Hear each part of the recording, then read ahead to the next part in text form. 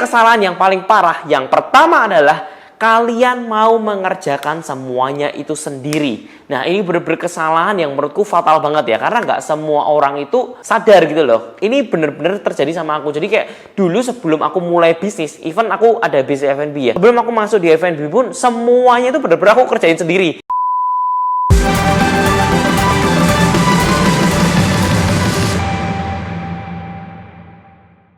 Hey, welcome back to my channel. I'm Edi Sudarsono, your guidance to become rich in the proper ways.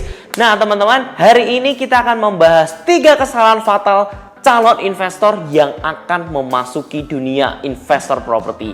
Nah, kesalahan ini yang sering terjadi. Even aku sebelum memulai bisnis investor properti ini, itu juga pertama kali main di sini tuh ngelakuin hal yang sama seperti kalian. So kalian itu jangan merasa gagal, jangan merasa down karena ini dialami oleh semua orang.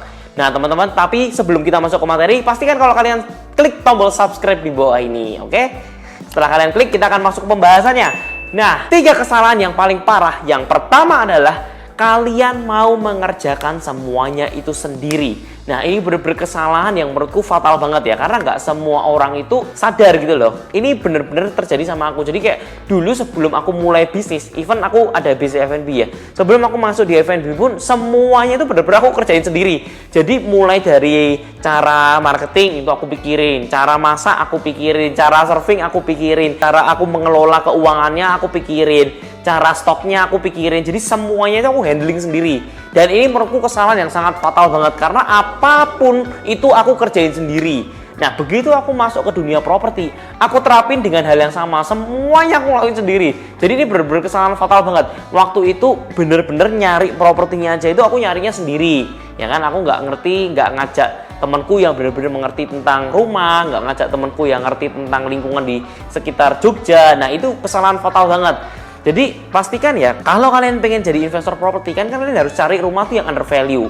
Nah, gimana caranya kalau kalian tahu rumahnya under value tapi kalian itu nggak ngerti daerah sekitar kalian? Nah, cari teman kalian yang ngerti.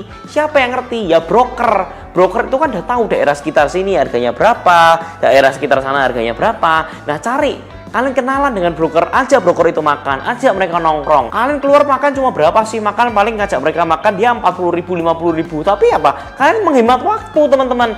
Bayangin dulu itu aku bener-bener ngelakuin itu sendiri. Jadi sangat-sangat tidak efisien. Aku mulai pertama kali dan aku akhirnya gagal. Pertama kali aku main di bisnis investor properti ini kurang lebih sekitar 3 bulan, 4 bulan. Itu aku ngelakuin semuanya sendiri. Jadi dari listingan gitu, cari listingan dari koran lah, dari listingan rumah-rumah dijual, itu semua lakuin sendiri.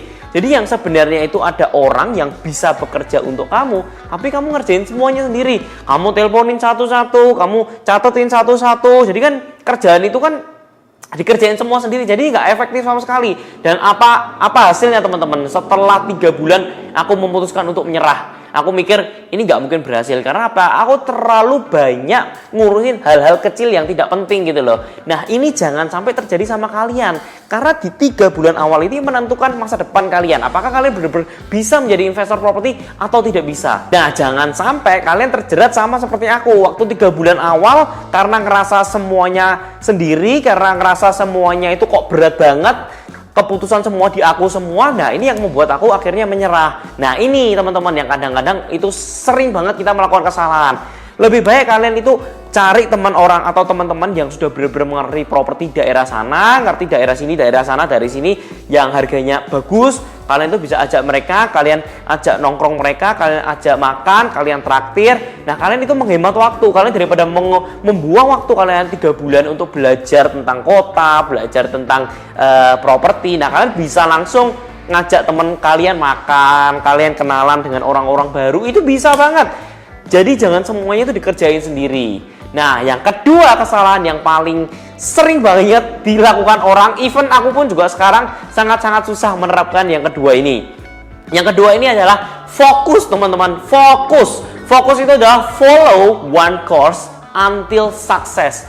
Nah, ini yang sering banget kadang-kadang itu kita lupa. Sukanya nggak fokus, kita tuh selalu nggak konsisten. Misalkan ada beberapa kali ya, aku tuh ditawarin bisnis ini, bisnis itu. Dulu waktu aku pertama kali main di F&B, aku tuh kayak tergiur banget.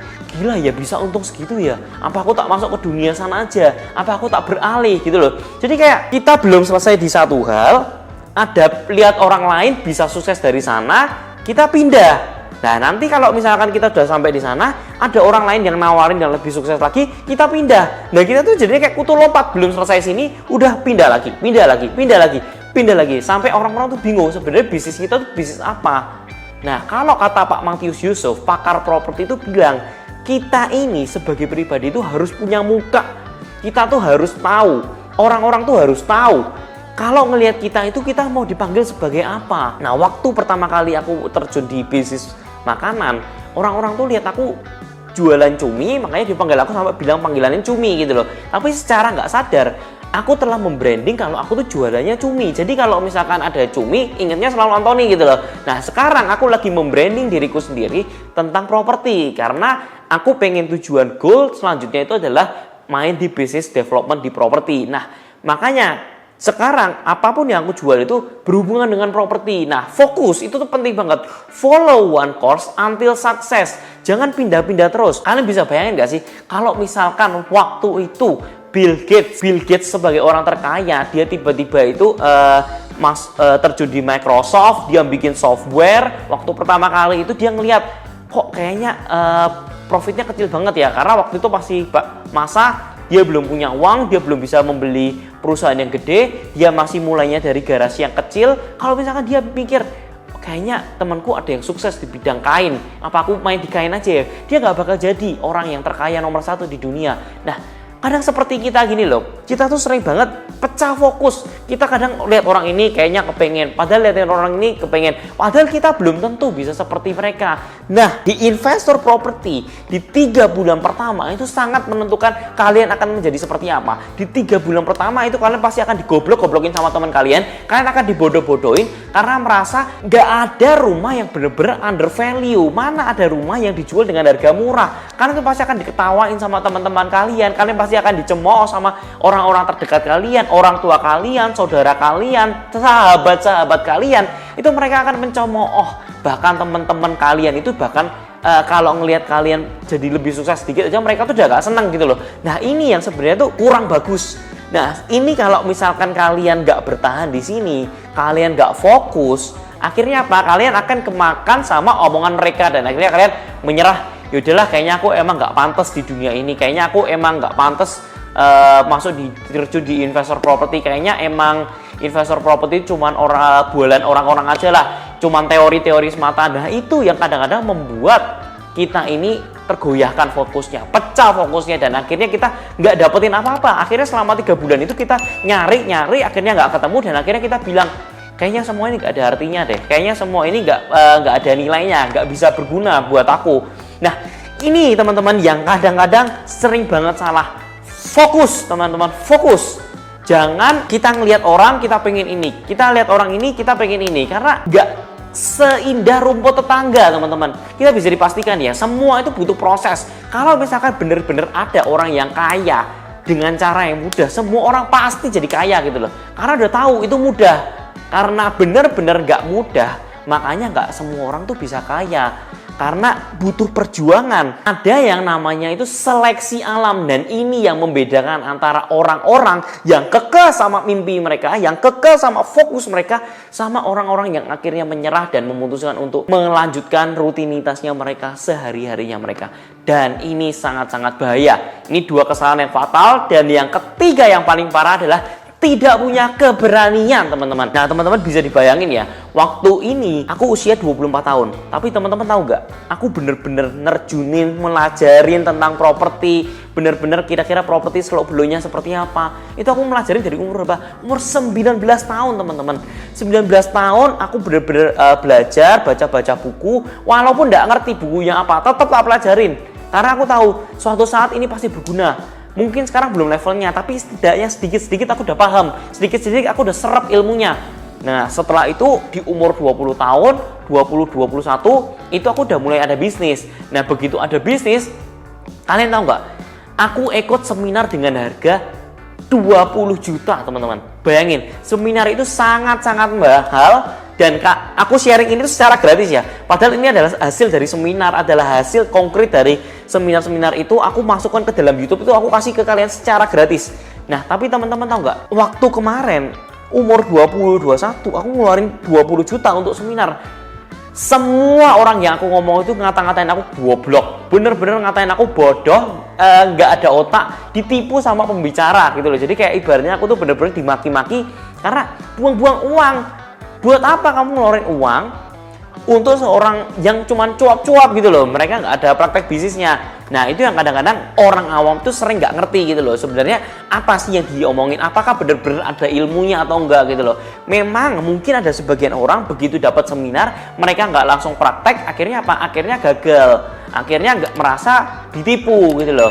Aku pun juga sama, waktu usia 22 setelah ikut seminar itu belum ada hasilnya. 23 baru benar-benar akhirnya ada hasilnya. 22, 23 itu baru benar-benar kelihatan ada hasilnya gitu loh. Nah, ini pun sama. Kalau misalkan aku waktu itu nggak berhasil dan aku merasa bukan karena seminarnya jelek, tapi karena aku nggak praktek sampai berhasil, aku ngerasa pasti itu nggak berguna.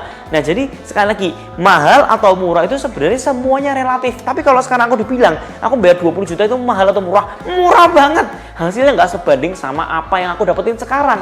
Nah, itu loh teman-teman. Jadi seringkali kita tuh salah mengambil keputusan, itu kita nggak pernah berani gitu loh. Kita selalu memikirkan, waduh kayaknya nanti ambil seminar ini kayaknya nggak berani deh.